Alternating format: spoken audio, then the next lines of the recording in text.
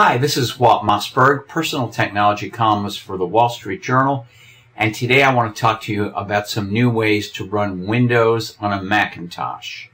Now, one of the best things about buying a Macintosh is it's the only computer a consumer can buy which can run both the Mac operating system and Microsoft Windows. And there are a couple of different ways to do it, several as a matter of fact. But for this week's column, I focused in on new versions of two products that help you run Windows on your Mac.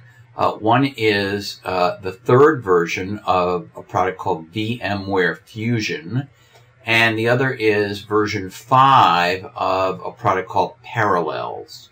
Now, these both cost $80. They require an Intel-based Mac to work, and they also require you to buy separately a full copy of Windows that you can install inside the environment created by these software programs. Now, what is that environment? It's called a virtual machine, and it's essentially a software emulation of a physical Windows computer, and it really does work, and it has worked now for years.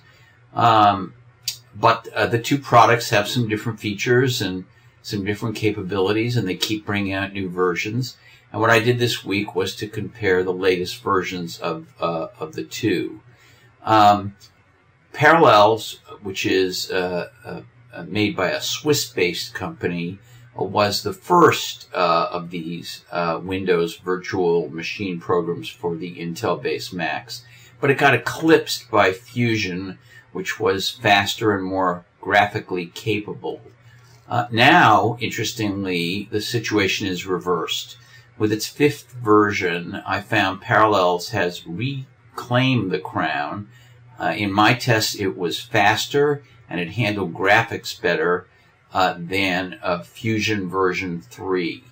And this was on a 2008 vintage MacBook Pro laptop, the same computer was used to test both of them, and it was running Windows 7 Home Premium, which I installed fresh in each of the virtual machines. In the column you can see some more specifics, but generally every thing I tried, Parallels did faster than Fusion. It also handled the graphical aspects of Windows 7 better, things like the little application previews that appear in the taskbar, or the way you can take what's called a peek in Microsoft language at the Windows 7 desktop by making running open windows transparent. It did those things, that is, Parallels did those things more smoothly and more quickly in my tests than Fusion did.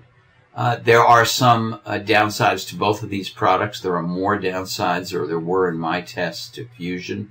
Not just speed and graphics, but a few other oddball things it did. A couple little oddities in Parallels.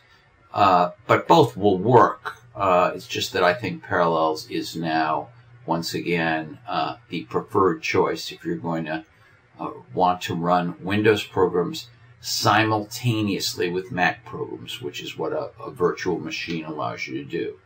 One last note, you shouldn't confuse these things with Boot Camp. Boot Camp is another way of running Windows. It comes built into the Mac, so you don't have to spend money on an additional program. You do, of course, have to still buy Windows. The difference is Boot Camp requires you to reboot the computer when you're switching between Windows and Mac, and Parallels and Fusion allow you to run Windows and Windows programs simultaneously with your Mac operating system and your Mac programs, and I think most people find that to be more convenient, even if it is a little slower in general than Boot Camp. So this is Walt Mossberg, and I'll see you next week.